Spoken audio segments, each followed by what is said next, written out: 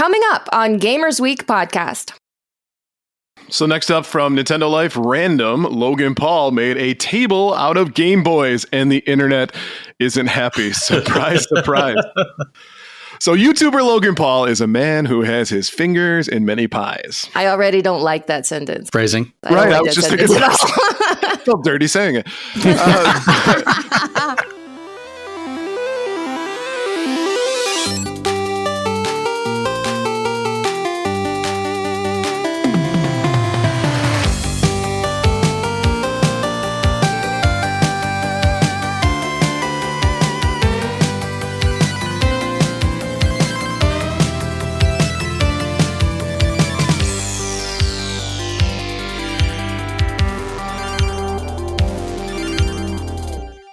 All right. Hello, everyone. We are excited to welcome you to the very first episode of Gamers Week podcast.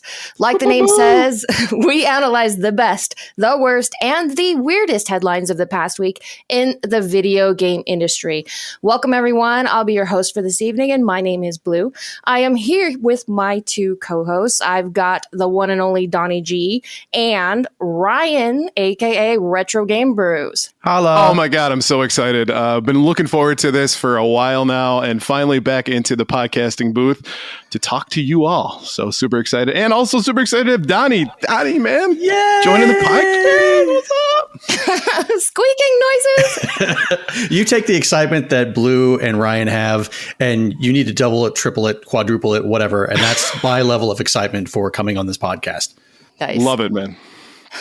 All right. Well, we don't want to delay the main show too long, but we do know that there may be listeners out there who haven't heard us in previous things or been to our streams before. So let's take a moment to introduce ourselves with 3 questions. We'll each answer 3 questions to help you get to know us. Those questions are, how long have you been gaming?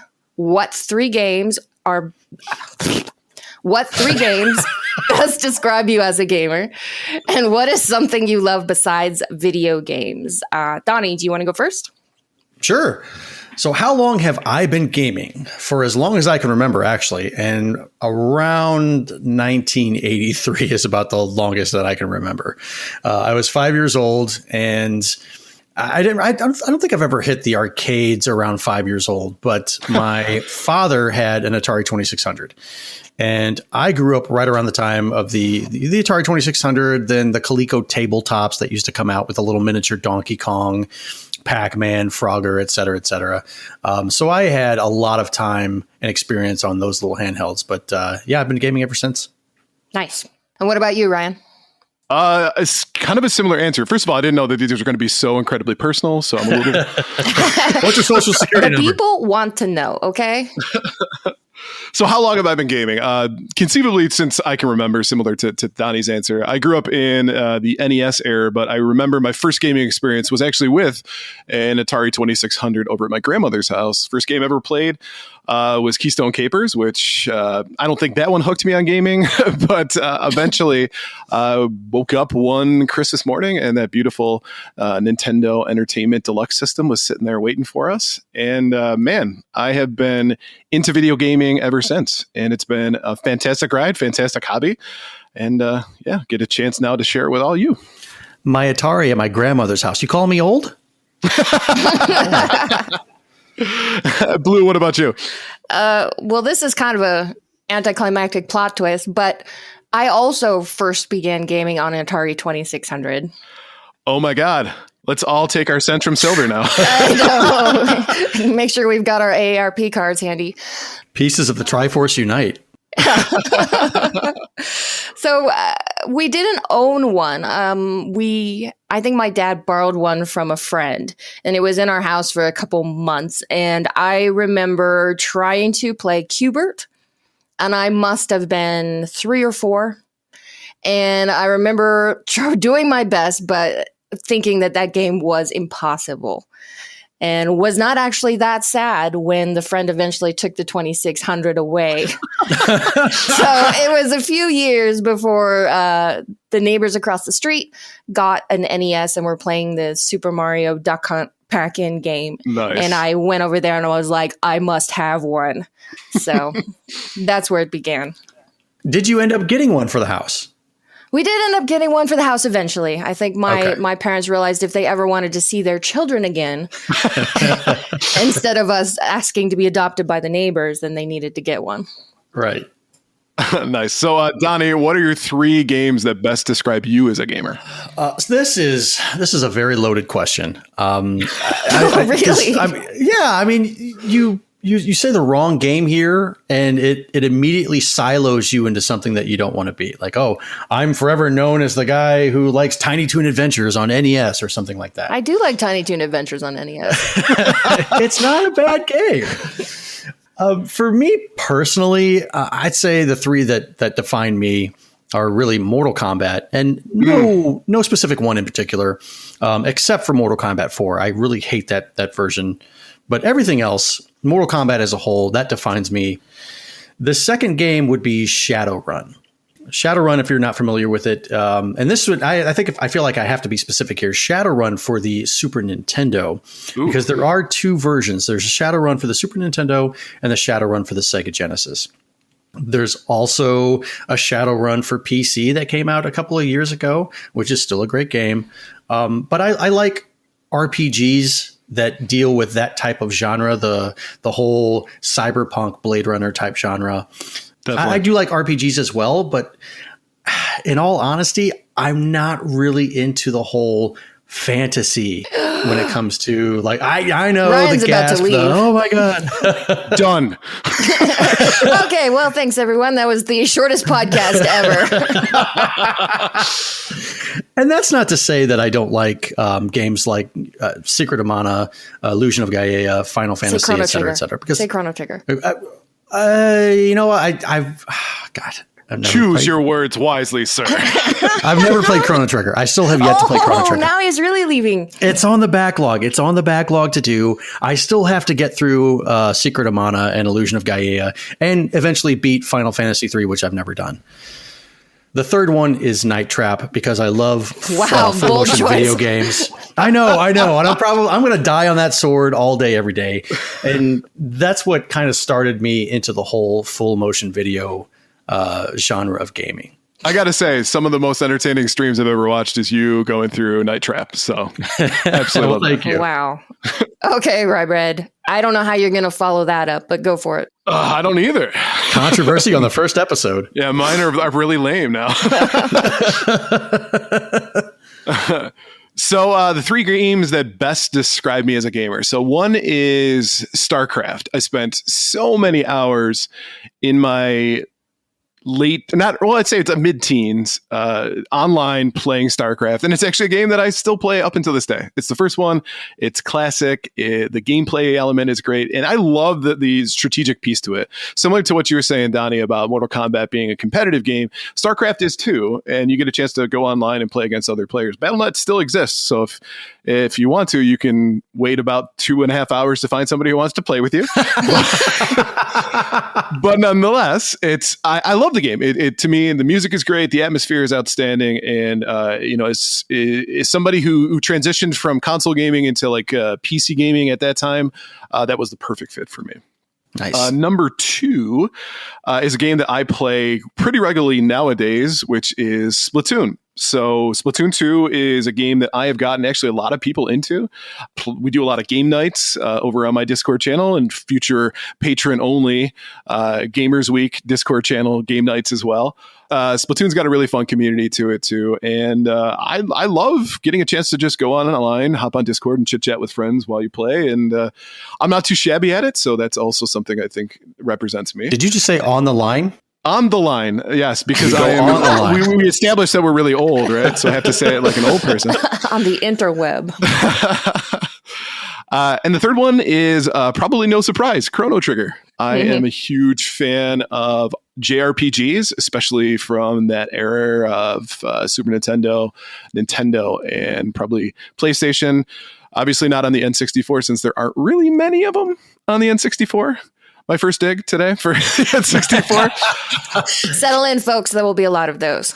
Right. But that is that era of gaming when it comes to RPGs, I think, is spectacular. Because realistically, when you look at it, the game itself didn't really have the technology to make something immersive from a gameplay perspective. So it really leans on the story, which is why I love those games. They tell really thoughtful, compelling stories that leave you feeling as though you've just read a book that just you couldn't put down. So I agree. That's where Chrono Trigger to me though is the top, the tippy top, if you will, of that experience. Do you remember the day that you said that, or you said you would say Chrono Trigger was overrated if somebody gave you $6? Because I like money. That's all it took was $6. $6 whole, and that's what you can buy Ryan's integrity for. Canadian or American? Oh. American, clearly. I'm not that cheap. Come on. You can pay me $6 and I will say that once and then I will just take your $6. That's how it works. $6 per slander. That's his going rate. Blue, what about you? So, okay, my 3 games are Dr. Mario. That was constantly on in my house when I was growing up. My sisters and I had very lethal competitions between all of us doing the head-to-head Dr. Mario rounds for decades. We still do it when we get together. And the second game is Mario Kart. Cheating a little bit, because I'm going to say the whole series instead of just one of the entries because I love them all. Double Dash is my favorite. If you want to talk about controversy, for some reason, that's like the black sheep of the whole series, but it's my favorite. And my third game is Hollow Knight, which if you know me at all, then this is old news for you. And if you decide you want to keep listening to the show or follow me on Twitter or whatever, just be warned that I'm going to talk about Hollow Knight a lot. Sorry in advance. Hollow Knight is not an old game. Nope. Just a couple years old. So that's kind of, I wouldn't say shocking or anything like that, but it's interesting that a game that's only 5 years old is now deeply ingrained in somebody's favorite library. Yeah, it is just that good. Metroidvanias are one of my favorite genres, so it checks that box. It's incredibly well done. The world building is amazing. The music is like among the best soundtracks to a game you've ever heard. And if you haven't played it, which Donnie, I know you haven't. I have it on Steam. I bought it. It's installed. It's ready to go. It's waiting its turn. You need to get your rear in gear and you need to play Hollow Knight. I will do that. I will do that within a week or so. Okay. All right, well, I'm going to hold you to that, by the way. Let's move on to our final question. Damn it. What is something you love besides video games, Donnie? Well, I love poetry and a glass of good scotch. And of course, my friend Baxter. Wait a second, that's not mine. I have many leather-bound books, rich mahogany. For me, I have several loves, but there are 2 that take up a lot of my time. Other than video games, and they are comic books and toys. Comic books I've loved ever since I was a kid. I have several long boxes full of them, and I'm currently trying to piece together the Amazing Spider-Man run of the 200s. So right now I think it's currently up to number 800 in the series. I'm trying to piece together all of the ones in the 200 range. So from 200 all the way up to 299. Wow. The other one are toys. Anybody ever came over to my house? And right now in my office, my gaming office, I do have several toys, here and there on my shelf or whatnot.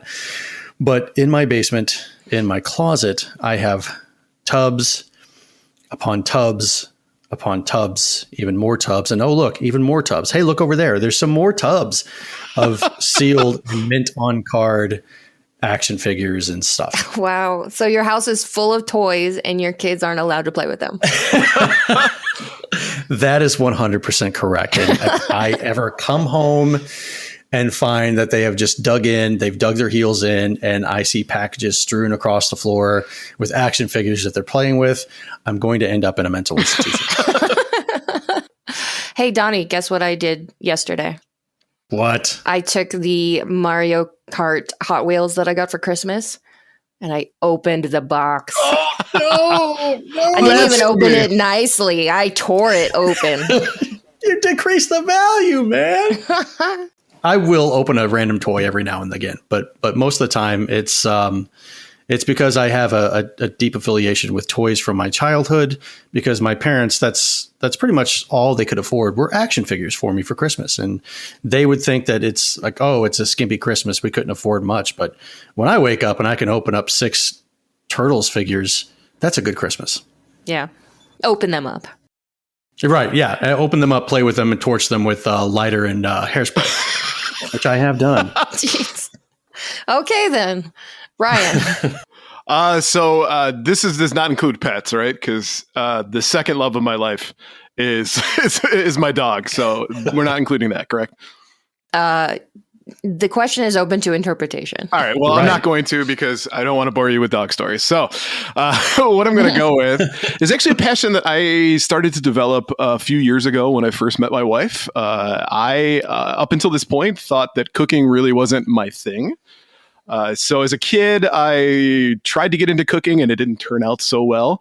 So I kind of told myself, hey, this is not something you're good at, so stop trying. So I was a big fan of ramen noodles, and those Who isn't? Right. Which are great in a pinch, don't get me wrong. But when I met my wife, she was like, hey, you have kind of an engineering mind where, you're familiar with logic, and that's, step-by-step instructions, that kind of thing. Familiar with logic. What is this logic you speak of? I haven't heard of it. But nonetheless, she was like, you should try cooking again. And I was like, all right, fine. And so rather than trying something easy like, hey, let's do grilled cheese, I was like, I'm going to make massaman curry. So went onto YouTube, jumped full in, made like Thai massaman curry, and it turned out really, really well. And ever since then, I have been full bore, jumped into this concept of cooking, and I really enjoy taking some time just to create new dishes. And that has become a huge passion of mine. Which makes me think too, like when I was a kid, if I hadn't listened to that naysayer voice in my head, maybe I'd be on a cooking podcast right now. So in Ratatouille, when they were talking, or they were saying that anyone can't cook, they were specifically saying, not you. Basically, yes. Anyone can cook, except for Ryan. Except for Ryan. That was in the if you turn the subtitles on, it actually says that. Little asterisk so right low. there. Right. Blue, what about you? Well, I like how you said that dogs didn't count. You weren't going to talk about your dog, because that's totally what I'm going to talk about. But I love not just my dog, even though she is the best girl in the whole world. Fight me. I love all dogs, all breeds, all ages. Huge passion of mine studying their psychology and their health and their behavior. And someday I hope to get a certification that allows me to work as a behaviorist. That's years away, probably, if it ever happens. But it is a dream of mine. So maybe someday I'll be on a dog podcast. How's that? Did we lose Ryan? We might have lost Ryan. I am muted, so awesome. Hey, there you go. Okay. I was like, wow, he just has nothing to say about that, does he? He's like, awkward. Let's move on. Okay. Anyways, going to move on to our very first poll question. Ryan, do you want to take it from here? Sure. So every week on Monday, we'll be posting our VIP, stands for Very Important Poll, on Twitter. That's right. I needed the What was that noise? All right. Very important poll on Twitter. So if you'd like to participate, you can follow us on Twitter at GamersWeekPC. The first poll question that we asked here was, what is your most anticipated game of 2022? So our choices were Starfield, which gathered 21.4% of the vote. Horizon Forbidden West, which got 24.1% of the vote. Elden Ring, which got 29.5% of the vote. And Other, which got 25%, which pretty much means that it was even across the board for the most part. It was very close, but it did end how I expected it would end with Elden Ring. I'm really looking forward to that Other game. It's a classic. And you know what? Yep. It's going to be there every week. We're always going to be talking about it. Will be. I'm going to hold out for the Other remaster. So interesting enough, this first poll went way bigger than we expected. Over 800 votes, 100 comments. So actually, let's read some of those answers from the other category that we enjoyed. So our first one was from Tesseract Unfold, which said, Gran Turismo 7 for now. There's a lot we don't know yet about what will be releasing this year. I'm hoping for PSVR 2! Next one was Loco Lizard Man, said a Plague Tale Requiem red heart emoji. Aww. Next up from Spectrum Bots 42, said Bayonetta 3. Good choice. Next was Marsupial Gamer, said Breath of the Wild 2, which was a very popular response. We got yelled at a few times for not including that in the poll. How dare you? And finally from Retro Testico, Chocobo Racing. I am waiting for this since they announced and canceled a new Chocobo Racing for the 3DS. So, all that put aside here, Blue, what was your choice for our very, very important poll? For our first, a very important poll, and it is very important. My choice was Silksong, which, of course, as you just heard, huge Hollow Knight fan. Thought I died and went to heaven when I heard they were going to make a sequel. Team Cherry said that the sequel was coming out in 2021, and then it didn't. And then we never heard anything ever again. So I have to believe that it's going to come out in 2022. It has to. Wishful thinking. Wishful thinking. I mean, they do not want me to fly down to Australia and just like camp outside their studio and spend my days staring in the window, but I will. Do it. I might. Just slowly tapping on the glass. Yeah. With Lionel Richie playing in the background. Hello. Is it Silksong you're looking for? Donnie, what about you? There are a couple of games that I've been looking forward to since I saw the release trailers or whatnot. 3 of them in particular, the day before, Redfall, and Gotham Knights. The day before is a zombie post-apocalypse MMORPG. Redfall, I can't remember if it's an RPG game, but it's got vampires, so that's pretty cool. Is that's the Vampire the Masquerade game? No. Am I thinking something else? So that was my 4th. That was the obscure one because Vampire the Masquerade was supposed to come out last year, but then they changed developers and now it's like nobody really knows what's going on. Okay, so that will probably spell success. No problem. Exactly.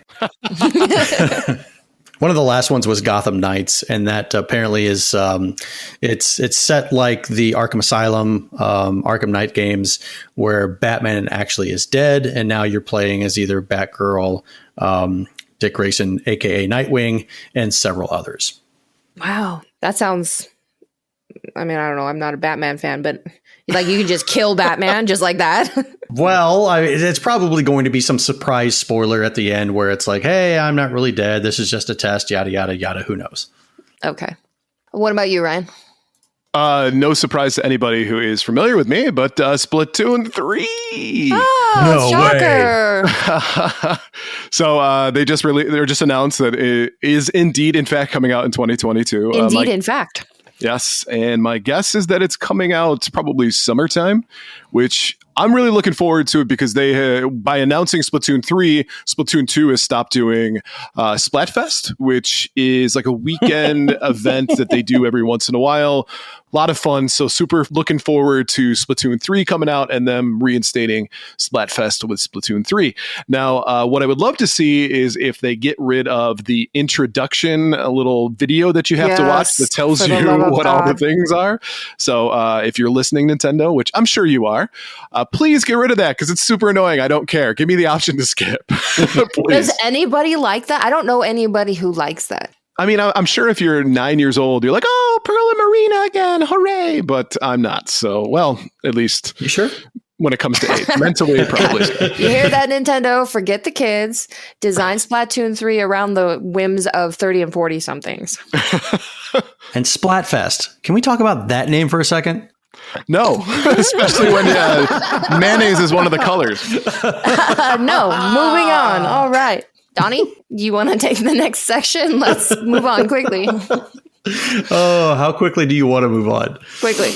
Okay. So You wouldn't think that a brand new podcast would already have patrons, and frankly, no one is more surprised than we are.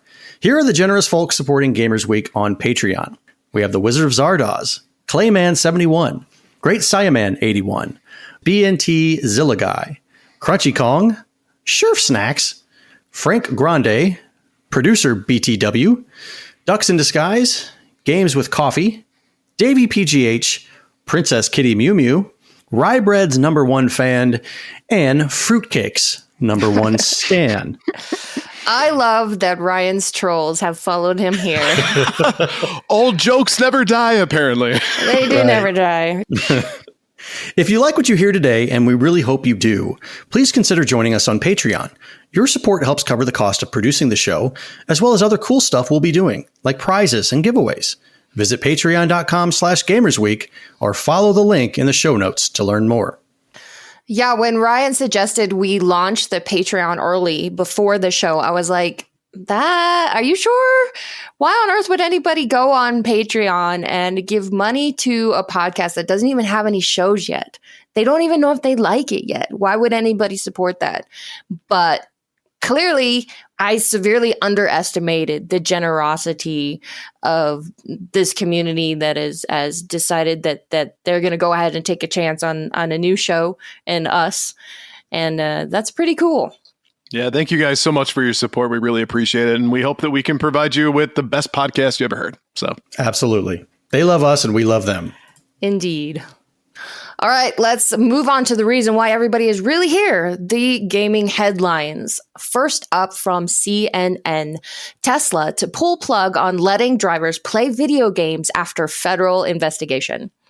Tesla reversed course Thursday and will no longer allow video games to be played on its car's touchscreens when they are in motion, bowing to an investigation of the feature by federal safety regulators. The documentation for the investigation, disclosed Wednesday by the NHTSA, said the feature, known as passenger play, has been available to drivers since December 2020. The games appear on the large touchscreen in the center of the dashboard. While the name suggests it is intended to be played by passengers, nothing prevented drivers from playing while the car is being driven, according to the documentation associated with the investigation. Tesla has been pushing the envelope in providing driver assist features that allow its cars to slow down, speed up, and even change lanes without active participation from the driver. The company cautions that drivers using such features, known as autopilot and FSD for full self-driving, must stay alert and keep their hands on the wheel. But Tesla has been criticized for making it easier for drivers to not pay attention, as well as for a number of crashes involving cars in autopilot mode. The NHTSA is currently investigating Tesla for at least 11 accidents involving cars using its autopilot or other self-driving features that collided with emergency vehicles when coming up the scene of an earlier crash. Oops. Oh my goodness. Those 11 accidents were responsible for 17 injuries and 1 death, according to the agency. That was plural. Emergency vehicles. Not just one, but plural. Who thought this was a good idea? Yeah, they don't say directly that the passenger play was involved in those 11 accidents, just that it was the autopilot. So, yeah, if something already doesn't work so well, let's just throw video games in. It's fine. Oh. So I have a question for the two of you. Would you ever let a vehicle drive for you? Ever? Ever? I mean, maybe in 20 years when the technology is really solid. Currently, I don't really want to be in a Tesla that's going to plow into the back of an emergency vehicle on the side of the freeway. So I'm going to go, nah. I immediately think of Minority Report in this case, which is not necessarily a bad thing, but we don't have the infrastructure to put all of these vehicles on like these belts and have it move this way and that way or whatever. I don't want this. I like the fact of driving. I'm comfortable driving. The one thing I don't like is other people and their lack of knowledge on how the rules of the road work. And I'm getting a little bit amped up talking about it. But when I have to deal with those people, a part of me would like to have just a regular self-driving car that takes the other person out of the equation. But as far as like right now is concerned, I'm fine with just driving myself. So anybody who follows my Twitter knows that I am like full board in for self-driving cars. Ryan's religion is technology and science. It is. So they've actually been testing this. They've done, I think it's like 15 million miles in Phoenix with self-driving cars. Were there emergency vehicles on the road? Interestingly enough, I don't know. But they had something like 11 accidents over 15 million miles, and there were no fatalities. And come to find out, it was like 10 or all 11 were caused by other drivers or pedestrians. I guess one of them, like a bike, just rammed into a self-driving car. You hit me. So it was like, I don't know, European vacation. Or Eric, I know it's just a flesh wound. Right. But with self-driving cars, the interesting piece to it is that what they found is that the average person is really aware of the self-driving piece for a matter of like 4 to 5 minutes. And then they kind of let their guard down and allow the car to do its own thing. I don't think Tesla's really intended to do that, though, right? The Tesla vehicle itself is not fully operational when it comes to driving. It's got an autopilot feature, but to my knowledge, that it's not the full intent of the vehicle itself. But to your point, Blue, the interesting part about this is that the reason that they're investigating into it is that I think human beings have this natural tendency to not want to trust technology, especially taking over something that is as ubiquitous as driving, and it makes us a little bit scared. And then, of course, the easiest scapegoat that they can come up with is video games. Clearly, video games needs to be the reason why, right? Now, the interesting part about that, people who are driving their cars now that do not have autopilot are checking their phones, they're doing their taxes, they're doing their makeup on their way on their commute to work. So while I agree that it's maybe a good thing to necessarily take away some of that temptation, I think that it's another example of where scapegoating happens because video games happen to be the easiest route that everybody can agree on real quick. Well, I don't see any reason why they couldn't continue this whole passenger play thing for the back seat or whatever is going on. To be fair, this investigation was started by a Tesla owner who complained about the distracting nature of the screen when it was going. So is this person a gamer? I don't know about is he telling on himself? I might suggest not. But I think the video games are just part of a larger problem, a larger issue that Tesla has to answer about how much distraction in the car, how much extras, because, Teslas are the ones that you do certain things and then the car will like light up and open its doors and things in response to a piece of music. Like how much of all of that extra stuff is too much? Right. The control factor. Yeah. So next up from Nintendo Life Random, Logan Paul made a table out of GameBoys and the internet isn't happy. Surprise, surprise. So YouTuber Logan Paul is a man who has his fingers in many pies. I already don't like that sentence. Phrasing. Right, I was just thinking I felt dirty saying it. But his latest venture has riled up Nintendo fandom quite spectacularly. Paul took a selection of Game Boy Color consoles, some of which are quite collectible, and poured epoxy resin all over them to create a table, which also lights up, which is super important. And you can see the video that he posted on December 26th on Twitter at Logan Paul. The reaction online has been pretty hostile, with many people questioning the wisdom of effectively destroying consoles, which could have provided a lifetime of entertainment. Other people are kindly pointing out that there are other less destructive ways of celebrating your collection. It's worth pointing out that Paul could have used broken consoles for this project, but he isn't confirming this as of yet. So, begin rant. Right, indeed. I heard that he used the shell of the Game Boys, so like the guts of it weren't in there. Is that better? No, it's not. But okay, let me rephrase. It's slightly better. So he wasn't ruining the ability to play these things, but there were certain aspects. So, for example, one of the Game Boys that was in there is one that I've wanted for a really long time. I already have the Pokemon like yellow and blue Game Boy Color, which I'm quite fond of. I actually did a trade to get it. I love the thing, right? But there was a gold one that was even rarer, and that was one of the shells that he put in there. So instantly, I felt the veins on my neck start to pop out. And I think for one, the outrage is slightly justified, I would say, for most folks. I mean, the idea that you're ruining something potentially that has historical value and that has entertainment value. So how rare is this gold Game Boy?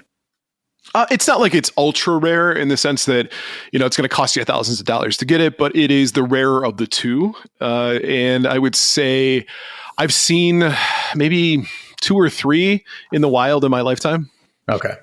So what are your thoughts on this? Do you guys think that it deserves the outrage that it's getting? Do you think it's overblown? Do you think that Logan Paul is a terrible human being? What are your thoughts? Well, yes to that one. Yeah, definitely. That's not a question. So, not that I agree with what he's done, but I will play just a little bit of devil's advocate. So I have Game Boys that I can't play anymore. Mm-hmm. They work perfectly, but as we've established, I am old. I can no longer see them. Say what? Very well. I know. These Game Boys, they sit on my shelf and they look nice. Maybe you just need the Game Boy Light. I had that thing. That thing did not help. Oh. Like at all. Blue is the only person that the handy boy makes sense for. Hey, I got my Pocket pre-ordered. That's what I'm in for. But I play all my Game Boy games currently with a Super Game Boy, which is an invention straight from God. So if these Game Boys are not going to be used, they're just going to sit on a shelf, how is this that much different? Well, you could sell those to somebody else and they could actually get enjoyment out of them. That's going to be the universal argument there. Yeah, kids aren't interested in Game Boys. I'm 99% sure that today's children don't care about Game Boys. Ironically enough, that's the only thing that my nephew wants to play lately when he comes over to my house is the Game Boy. Okay. All right. Well, he's in that 1%. Kids rare. Mm-hmm. So the other question I go to this. So clearly this is like a quote unquote work of art, right? He's creating a table out of this, but I've seen a lot of people who will take like an NES zapper and turn it into a light fixture, or somebody who will take apart a controller and turn it into a shadow box. Like, I mean, granted, both of those are accessories, but I'm sure there's people who do that with, fully functioning Game Boys or even, like an NES. Right. So how is this different? Yeah, that's what I'm asking. Is this so much different, or is it because it's Logan Paul doing it? I'm leaning more towards the fact that it's Logan Paul, because if you would have taken any self-respective gamer, if they would have done this as a project, and let's just say they're like, oh, you know what? I love my Game Boys. I'm never going to get rid of them, but you know what? I don't play them as often. I'm going to go get this new analog pocket. So I really don't have use for all of these old Game Boys. Let me just go ahead and make a project out of it. And right. I think people would probably look at that and say, you know what? That's a fantastic idea. That's a unique idea. You're a gamer. I love it. It's probably because it's coming from this ass clown, Logan Paul. And now we get this. I think the other part of that too is maybe because Logan Paul is probably not your average collector. He's not somebody who and by the way, if he does, I apologize, because it's not like I focus on Logan Paul all the time, but I don't see Logan Paul as being part of like the retro gaming community, at least. There you go. The problem is he's an outsider. Right. Well, and that's, I think, part of it as well. And I get that. I get that desire to say, well, you probably just spend all the money that you make on YouTube to purchase these items. You don't truly appreciate them. And then by putting them in a table. So I get that argument. I really do.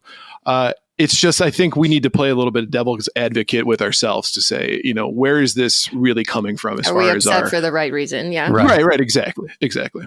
So I guess like the end of this is that I think maybe we just need to check ourselves before we wreck ourselves. Word.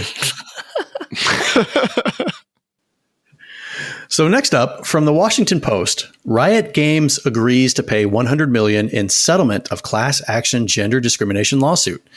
The League of Legends publisher Riot Games announced Monday that it is settling a 2018 gender-based discrimination class action suit with California state agencies and current and former women employees for $100 million. The company will pay $80 million to members of the class action lawsuit and approximately $20 million towards plaintiffs' legal fees. The Los Angeles lawsuit was filed in November 2018 by now former employees Melanie McCracken and Jesse Negron, alleging gender discrimination as well as sexual harassment and misconduct at Riot Games. The suit was followed by 2 inquiries led by California state agencies. This is a great day for the women of Riot Games and for women at all video game and tech companies who deserve a workplace that is free of harassment and discrimination, said the plaintiff's counsel, the employment and sexual harassment lawyer Jeannie Harrison. We appreciate Riot's introspection and work since 2018 toward becoming a more diverse and inclusive company. In the settlement, Riot Games also agreed to certain workplace policy reforms. These include greater transparency around pay scales for job applicants, not relying on prior salary history to set employees' pay or assign job titles, and the creation of a pipeline for current or former temp agency contractors to apply to work for Riot Games. The publisher will also implement a policy requiring the presence of a woman or member of an underrepresented community on employment selection panels. You know, it's a day of reckoning right now in the video game industry. You look at this suit that's gone down at Riot. You look at what's happening over at Ubisoft, what's happening over at Activision Blizzard. If I was a AAA game studio, I think I'd be watching my back. Mm-hmm. What makes people think that they can get away with behavior like this? Because they always have. Yeah, obviously they can, but it kind of baffles me that this day and age, this behavior is still going on, like rampant and blatant in these companies. Mm-hmm. Seems like old habits kind of die hard in that regard. True. Yeah. Well, and to be fair, everyone knows this is not a video game specific problem. This is a problem all over the country and all over the world. So, but it is nice to start seeing some accountability finally happening. There's been a lot of attention on crunch and those sort of practices and some of the stuff that goes on behind the scenes starting to come out. So it's nice to see that this kind of accountability is spreading to other areas as well. And I think that for the most part, what you're seeing here is that the accountability factor of creating an environment that's like a frat house. Yeah, bro culture. What was that? Amazon Games? It was bro culture. Bro culture, right. Yeah. What's up, bro? It's finally coming to a fever pitch where it's not going to be acceptable moving forward. And that to me is, I know that it's terrible that this is what we have to go through in order to get there, is that we have to call somebody out and people have to experience these types of working environments. I mean, it's terrible to have to go to work every single day and have to deal with feeling uncomfortable. I want to say it's surprising, but it's just more disappointing to me. I'm glad that this is becoming public, that it's knowledge that it's out there. Hopefully that means that other companies will follow the example that if you do operate a business like this, that now is the time to change and to make some decisions to make your employees feel like human beings. Mm-hmm. Absolutely. I know the company that I work for has zero tolerance, actually less than zero tolerance for any type of activity such as this. And at the mere mention, I mean, yeah, you'll be able to defend yourself, but if it comes to light that if you're accused and guilty of discrimination, you're gone. Right. All right. Well, let's move on to our main topic for the evening. Ryan?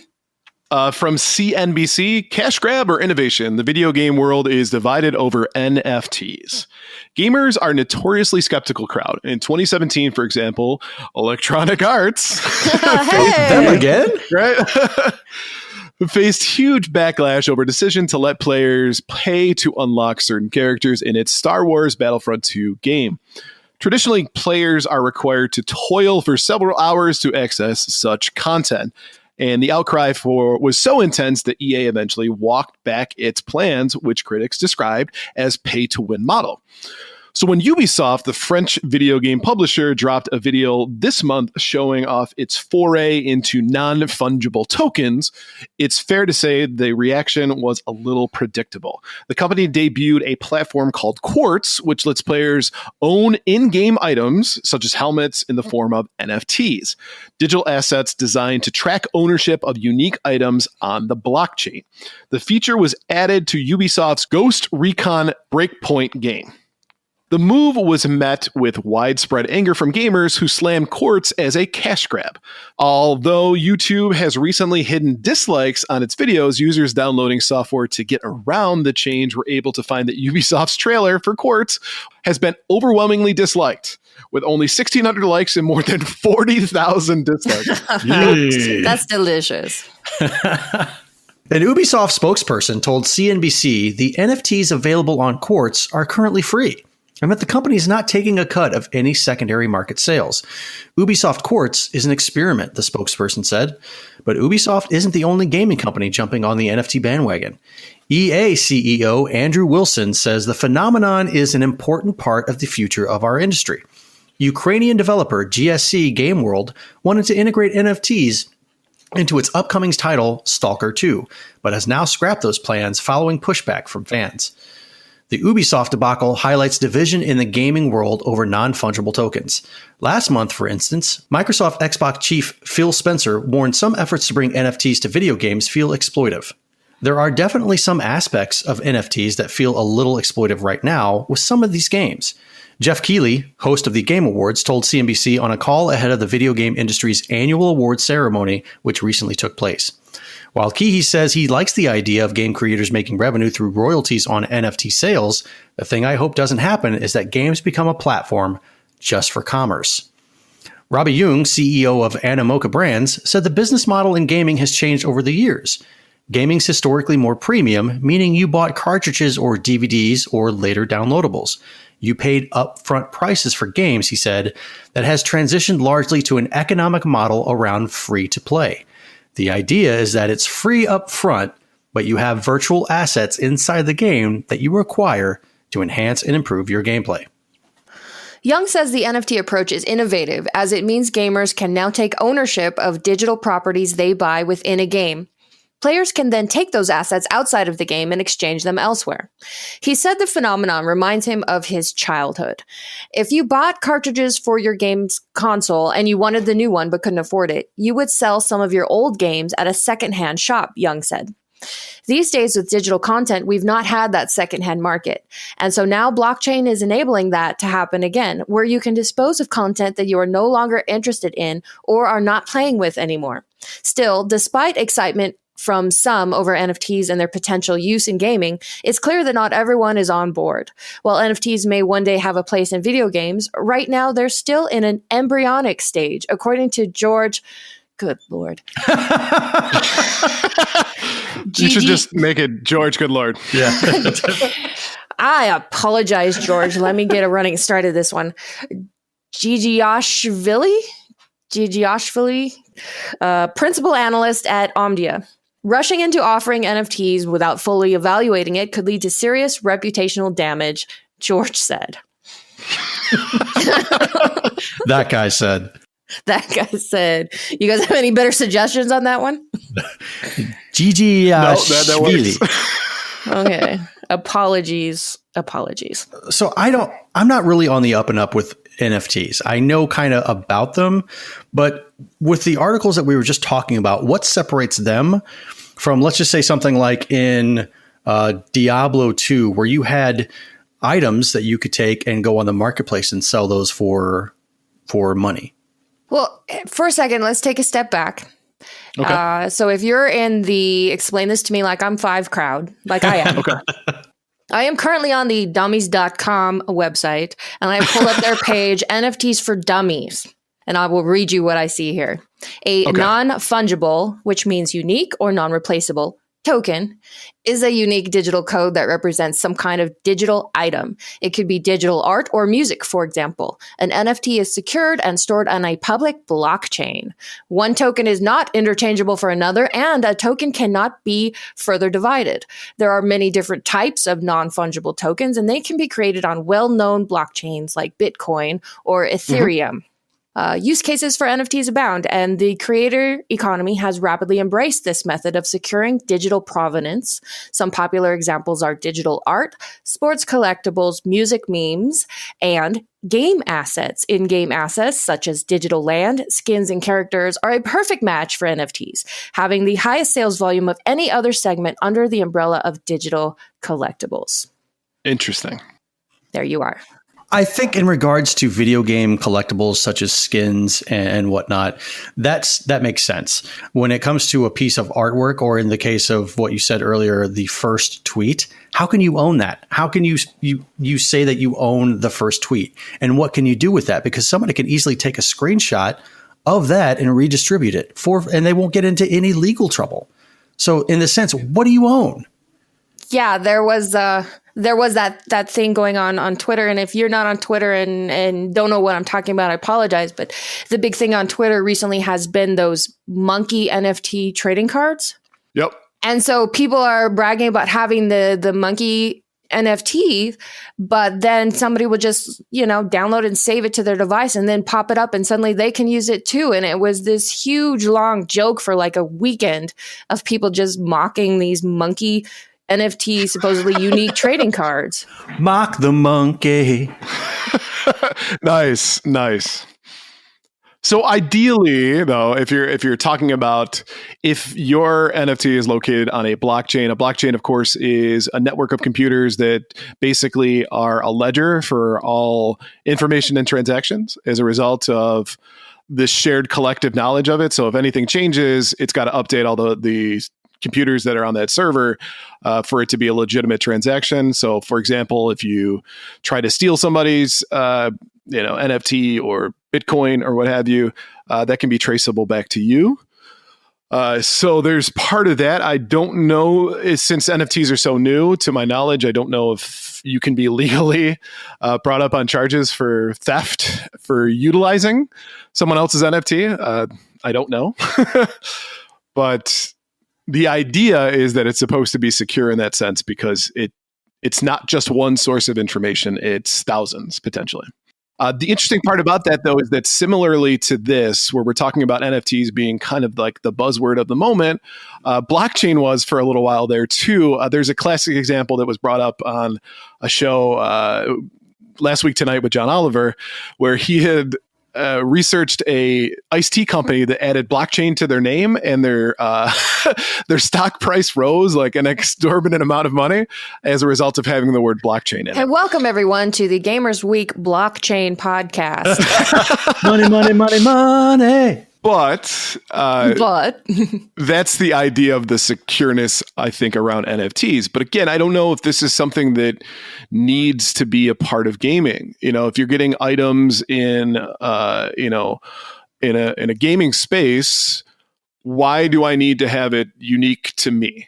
Is that something that provides me with an additional advantage? I mean, granted, I get a chance to sell it, but is that really the point of gaming? Is to speculate from items that you find in game? Well, basically, from what I'm getting from this article is that the future of gaming is assets and reselling them. Secondhand market. What was it? Last year, some point there was E3, I think last year in 2021 or 2020, whenever it was, that game Blancos, however you pronounce it, Blanco's Block Party is basically a NFT game where you buy the little characters in the game and you can collect them and resell them. And I asked people online, I was like, maybe it's just me being old, but I don't get why you would want to be involved in this. And somebody came on and said, no, it's really cool because you buy the little character and it's yours and nobody else has that character in the whole world because it's yours and you can keep it with you when you go. I'm like, okay, I can understand that conceptually. The part that I always get stuck up on is like, you can take it with you out of the game and use it elsewhere. I was like, how? How do you do that? I don't understand how you could take that piece of what is essentially code and integrate it anywhere else. You can't put it into another game and have that item into a game where it doesn't belong. Right. Now, unless this eventually they start making NFT games where it allows the input of those kind of devices, but it's I mean, we're all old enough to know that formats change, right? We used to have cassette tapes. And then we went to CDs, and now everything is digital. Same way they used to be VHS tapes, and then it was DVDs, and then it was Blu-rays. So again, maybe this is just me being old. I don't get it. I don't get how this is yours. I really don't. Neither do I. Though I've never been in the mindset of owning digital items because once the electricity goes off, it's gone. Right. Or once the world moves on to the next format, it's gone. Absolutely.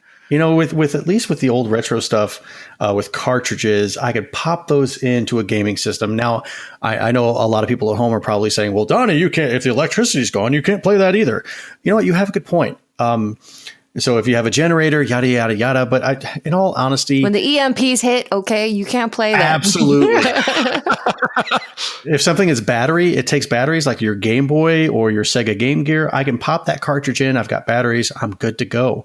I have this physical cartridge that I can trade to somebody else, as opposed to, I have this game on PlayStation Network or Xbox, the Xbox store, and I don't really care for it anymore. Oh, guess what? I can't do anything with it. It's there forever. I can't resell it. If there's a silver lining to all of this, it would be what Robbie Young was talking about, is the ability to take digital purchases that you're not interested in and then somehow get some sort of secondhand market value for them, which I think would be great for digital games. Because how many times have we bought a digital game and played it for 5 minutes and went, I have buyer's regret already. Yeah, but not for like me. you said, there's nothing you can do about it. So and trying to get a refund for a digital game. Yeah, good luck nightmare. with that. Yeah, so the ability to do that, I think, would be really great. You know what, though? I find this interesting, this model of trying to create something in which you can turn into monetary value, that yada, yada, yada. It's kind of counterintuitive to where the gaming industry has been going the past couple of years. I think they pointed it out in the article where everything is switching into, pay for play, with the free to play model is the hidden thing behind it. Yeah, which I also hate. Just another example of being really old, but I also hate free to play. But if you think about that, the reason that they did that was because they did not want you going to a secondhand store, trading in a game and getting something new, or selling your game, right? Because that meant that money wasn't going into their pocket. Absolutely. So do you think that outside of indie developers and a few big name developers looking to cash in on something for a quick buck are going to long-term adopt this style of gameplay? A lot of them will do like Ubisoft did and run in and go, hey, a trend, I want to make money off of it. And they'll try to do that. If they don't make money on it right away, then they'll give it up. Right. So I think it kind of remains to be seen. You would think, like, your logic is sound. You would think that especially the big developers would want no part of something that gives commercial power essentially to the buyer and away from them. But I think their love of the immediate upfront money will blind them to that. It sounds like to me like they're more looking for people to engage in a game so that they can get that money. And then eventually when this dies out, they've already got their money. Right. Gotta love it. No, you don't. No, you don't. You don't have to. Well, okay, let's wrap up our main topic this way. If you're listening to this show and you think we are wrong about NFTs, or if we're just misunderstanding the whole thing, because again, we're very old, go ahead and add us on Twitter at GamersWeekPC and tell us all about it, and let us know what we should really be thinking about NFTs, because as of right now, we're not sold on them. So I'm sure we're going to hear an earful about them. Yeah. All right, let's move on to our next segment, and it is time for Gaming History 101 with our very own Professor Rybread.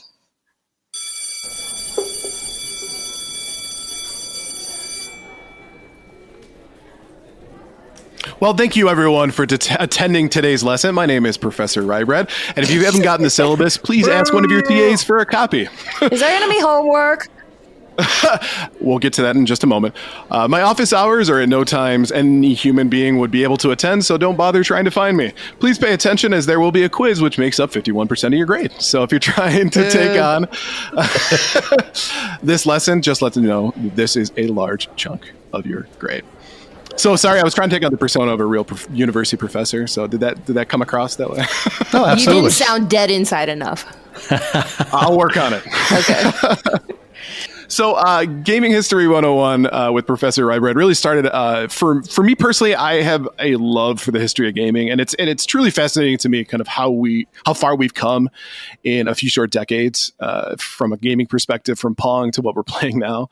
So what I wanted to do was cover stories that, I personally love, or that I want to know more about, or things that maybe I've never heard of. So what I decided to do is create this segment and spend some time doing some research online. Now, bear in mind, so because I'm doing that research online, please do not use this to write your next history textbook on gaming. So take it with a grain of salt. Make sure you check Wikipedia instead. Much more reliable. Exactly. So, will this be an every episode type of thing? I certainly hope so. I just don't know yet.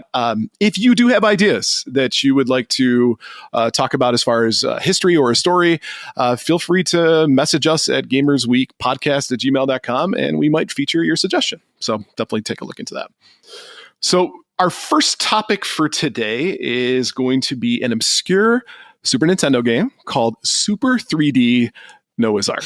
So have either of you played this before? No, I didn't even know this was a thing until a few years ago. What about you, Donnie? Never played it. Never played it. And You know what? I was expecting that response. Like I said, fairly obscure game. I think that most people are vaguely aware of it, probably from online YouTubers, right? But the problem is, as well, is that copies are super expensive. They're like $160 loose on price charting as of today. But why?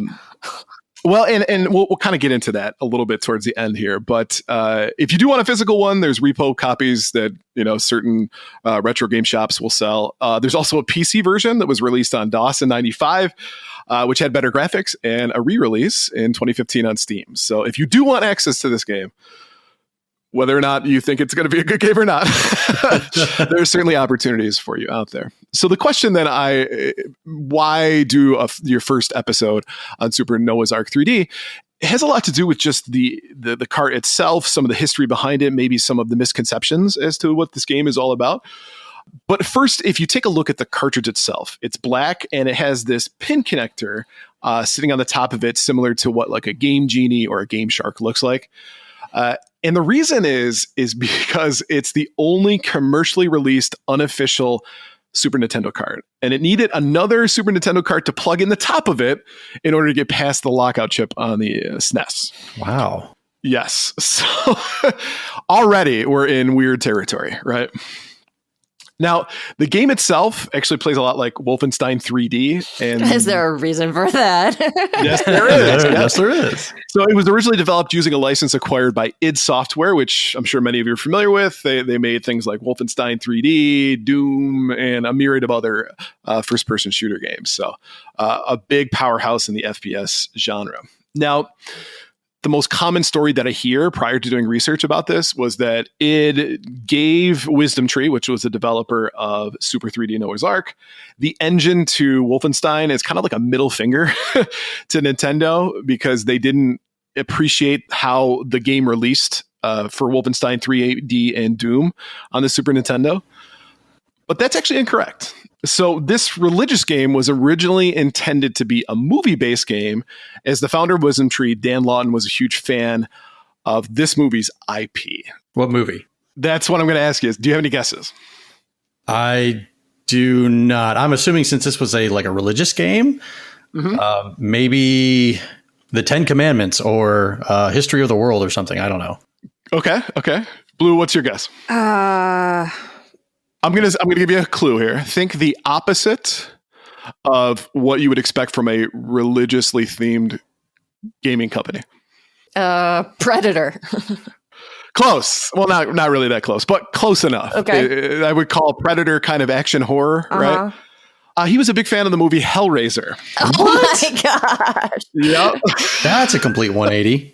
Right. So Pinhead, that whole thing. But Dan actually purchased the rights to the movie and the game engine from id for a whopping $50K. So bought all that stuff. Got Jesus. So at the time, Wisdom Tree was actually called Color Dreams. There, I think, Bunch Games as well. There's a few different names for that particular company. And they were producing unofficial games for the NES. And actually, you can probably recognize most of their stuff because it's usually that baby blue, oddly shaped cart for the Nintendo. Donnie, do you have any baby blue carts in your collection? I think I do. To the collection. He goes. Well, for me, I had a copy of Tag and Dragon, which is an abomination. It is an absolutely awful game. I can't readily see. I don't think I have the Bible Adventures blue version. Gotcha. So with Dan, though, interestingly enough, he wanted to use Wolfenstein because he thought the violent, fast-paced action would be a great match for Hellraiser, which I don't disagree with. I'm kind of mourning the fact we didn't get the Hellraiser game. Right? Oh, no. And in fact, that's one of my send-offs here is I'm still waiting for that Hellraiser Super Nintendo game. The plan was to release it on the original Nintendo, but the technical limitations of the NES basically made it impossible unless they added RAM to the cart, and that would have jacked the price up to be prohibitively expensive for consumers. So they're like, all right, let's shelf this idea for a while. But eventually, Color's Dreams turned into Wisdom Tree. Basically, they shifted all their game development to focus on Christian religious-themed games. So as you can imagine, Hellraiser, probably not the best game to You could spin that. You could spin that, though. I know you could. So therefore, they actually looked at and said, you know what, let's develop utilizing the properties that we currently have license for. Obviously, we pay money for this, so let's get the most out of it. So Super 3D Noah's Ark was born. Now, the gameplay, though, is what makes this, I think, the funniest overall. So for those who don't know, it's a first-person shooter. And the backstory of the game is that the biblical Great Flood is over, but there are still 6 days left before all the animals can be released. So as a result, the animals have become restless inside the ark.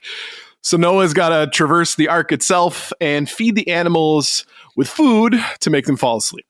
Yeah. I have many questions. I'm sold. Now, in order to feed the animals, and remind you that this is a first-person shooter, he does so with a slingshot. As one does. And he shoots food at them. And it makes this like doink noise Doink. when you do it. Yeah. So the interesting part, though, is that the animals will attack you, like most first-person shooter enemies will. So your shots kind of have to be true in order to get them to fall into what I can only assume is like a diabetic coma, right? He's putting something in that food. Yeah. Now, the DOS version had better graphics, so like the textures looked like they were legitimate, right? It wasn't just random wood that looked extremely pixelized. They actually looked like you were inside of an ark, but they also included power-ups and ammunitions and special weapons as well. Special foods. Right? And their own ammo for those weapons. Now, I've never played the DOS game, so I'm assuming they had a rocket launcher and the chainsaw from Doom and all that stuff. That's what I have to assume. Jane, get me off this crazy ark. So kind of wrap things up about this game in particular. We've kind of covered the story behind it and the gameplay. How do you think the reception was for this game? Probably not well. Who can imagine? I don't know. Doom clones were a thing. They were a big thing. There were a lot of crazy Doom clones. Absolutely. But I'm still going to say this is not one of the most revered ones. Though, then again, the fact that the cart is so expensive now, maybe I'm wrong. No, and the reason it's so expensive is that it was the worst selling game for Wisdom Tree of all time. And that's saying something, I imagine. Indeed. But the interesting part is that a version was released on Steam, of course, in 2015, and it has really positive reviews. So, Okay. Moral of the story is don't give up on your ideas, because someday it might turn into a cult classic.